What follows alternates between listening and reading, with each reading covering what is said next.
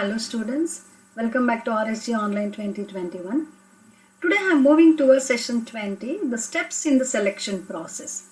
As usual, you know that I am speaking on the subject of human resource management belongs to third semester BBA affiliated to Bangalore University. Let's move on. Now let me recapitulate. I told you in my previous video relating to the meaning of selection. What exactly selection means. And today, look at the learning objective. It provides the information about the steps involved in the selection process. What all the steps that are involved. Okay. For a scientific selection process, what are the steps required? It also facilitates the information relating to the various practices that the organizations follow in this regard. And of course, the students, you must know that the selection, the steps involved in the selection varies from organization to organization. Most of the times they will have their own the policies relating to that. But most of the times there is one scientific approach we follow in the selection process. Let's see what is that. Yes, steps in the selection process. See here what just now I told you. There is no standard selection process that can be followed by all the organizations in all various fields may follow the different process depending upon the size of a company, nature of the business, number of personnel to be employed, government regulations to be followed, etc. That's what I told you. There is no standard that everybody has to follow the same. There may be some changes in the steps they adopt while selecting the employees, because as it is very clearly given here, see, it is depending on the size of the company, because the company size definitely matters. If it is a very small company, the too much of tensions and too much of the process, that critical process or the complex things they don't appreciate. So and moreover they cannot afford also. So the small companies, they go for a very simple way of selection, that they just call for an advertisement, they give some advertisement in newspaper, or just they ask the people who are working there itself and ask them to get some references so that the person will come and join your company. That is how it is. Whereas the nature of the business and number of personnel to be employed also matters. How many people you are going to hire, what all the vacancies. If the vacancies are too many, vacancies are clear, then the one or two references will not occur. So that time the company has to go for a serious the process of selection. They have to make it, because many people, the many talented and many qualified people who can do that particular job role has to be selected. So hence they have to, they cannot take it very light that time.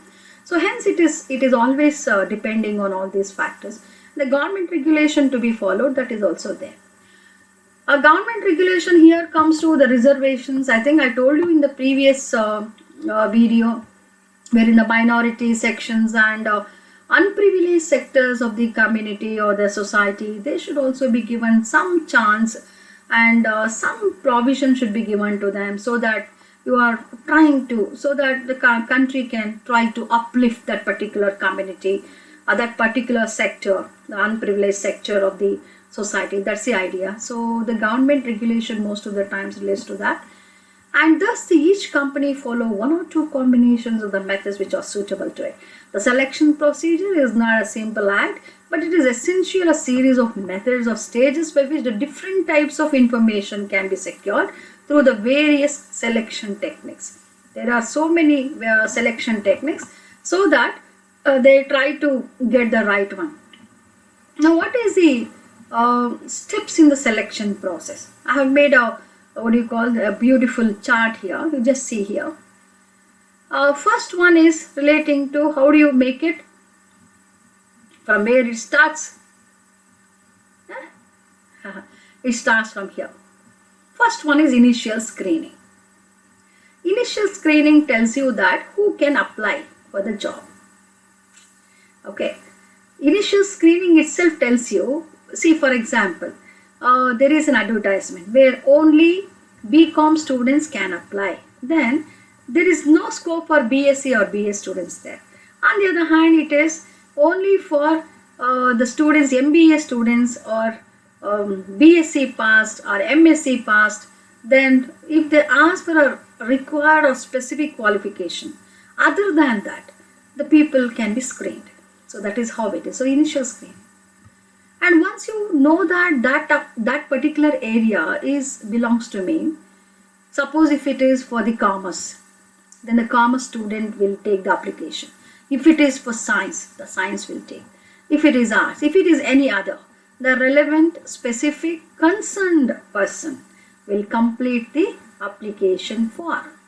And once the application form is done, employment test, the various tests will be given, and based on that you are going to be hired. So that is, they'll tell you at the time of that particular test. Before this, in the application form itself they mention it, the selected applicant has to go through this test. They'll inform you and what kind of a test they are making it and what all it comprises. Many times they give you the hints so that you can come prepared. And once the test is over, then there is a job interview. One who passes this successfully will be called for an interview. Okay. And if the job interview is also done successfully, then you go for, there's a conditional job offer. This is very important. Conditional job offer is that in an interview, job interview happens, and after that, after the successful completion of this, there may be a conditional job offer. They say that for marketing, two-wheeler is a must. So if you have any two-wheeler of your own, it will be nice so that I can give a job. See all the steps you have done, and here they may say that number one, if sometimes they don't tell you in the beginning itself, but to avoid some confusions, they may tell you in the beginning, in initial screening itself, that for this job two-wheeler is a must. So there are person who do not own the two-wheeler will not see it, will not go further. So it's better. So on the other thing, it also includes so many other conditions, like you may be given a job in Pune, you may be given job in Mumbai, given job in Delhi, you should go to other states, you may have to live there, you may have to work there. That's a condition. If at all you accept that also, you are ready for any job anywhere, then there will be a background investigation. Background investigation tells you about what all the testimonials and the credibilities you have told. No? All those things at the time of interview, all those things will be investigated. How exactly, how good you are. The personal credibilities and everything will be document verification, everything will be done. And once it is done, the medical examination is a must for a person to give a job. Why medical examination? Because this medical examination is very crucial. As I tell you, for some of the jobs, the person has to be healthy and he should be physically fit to complete the task. So the companies won't take any chance. Even in the government also, we have this, after an interview cracking and everything, we have a medical examination, and it will be done by the public government hospitals. Most recognized doctors will do that, and once the doctor certify that you are medically well and medically or physically you are okay, and then only there will be a permanent job offer will be given to you.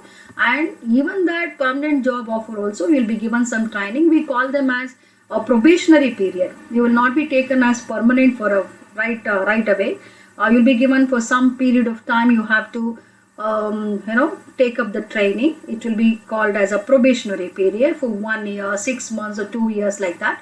In government, we have a probationary period for 2 years, and in that period, they'll tell you to complete some of the examination. You have to pass some examination. You have to clear something as per the rules and regulations of the government. And if you complete that only, you become a permanent employee of the government. And or else also no problem, they give you some time to complete the test. So till then, all the increments and the hikes, whatever that will be, you will find that there will be a lagging relating to that.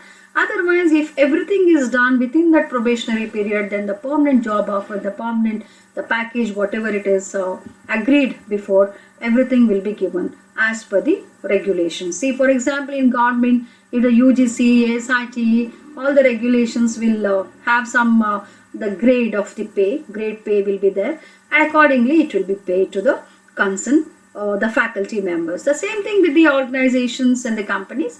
they will also give some training, and within the period they have to prove what they are, and based on the successful completion of the probationary, you will be given a permanent job offer. That is how it is.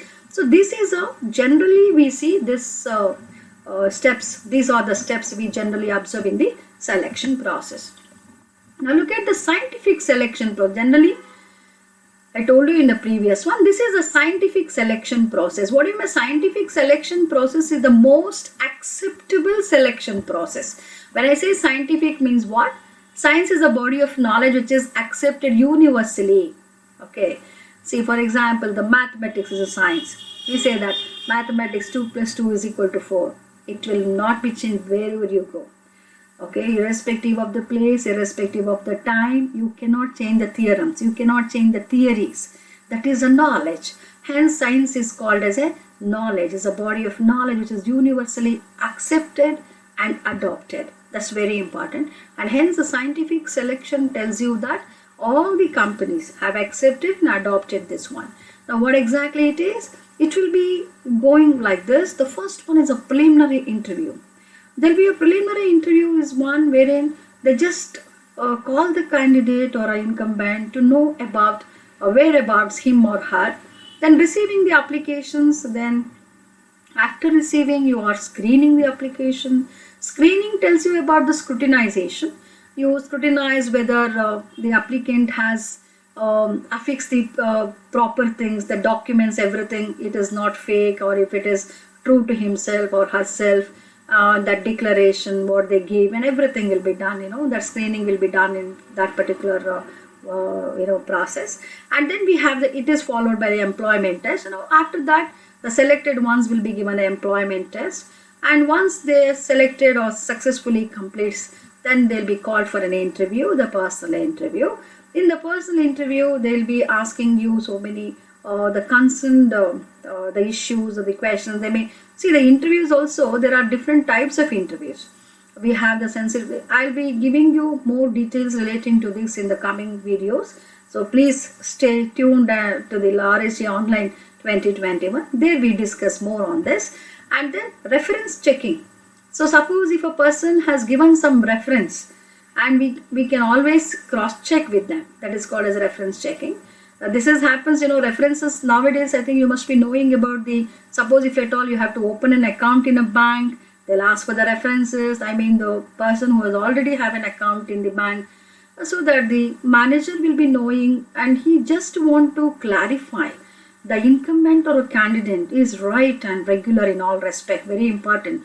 So before giving any such kind of the account opening decision, or for it could be relating to any job offers, reference checking is very important.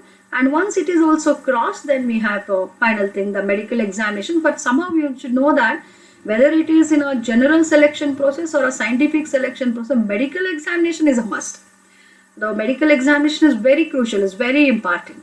And then finally, after that also, if you are physically and mentally proved to be very fit, then you will be given for a final selection and you will be selected for the job. And these are the references I have made, students. So please go through it, and let me go through the multiple choice question now.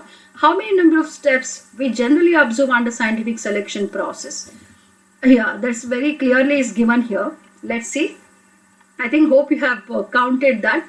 Let me count now once. What are the scientific process? 1, 2, 3, 4, 5, 6, 7, 8. So, how many are there? There are 8 steps generally we observe. Don't forget this. There are 8 steps we generally follow under scientific management, scientific selection process. The answer is C. And does a medical examination is required before final selection? Yeah, I have told you very clearly that medical examination is very, very important, whether it is a general selection or a scientific selection. So it is very much required. The answer must be A. Yes, now students, I have come to the session outcome at the end of this video.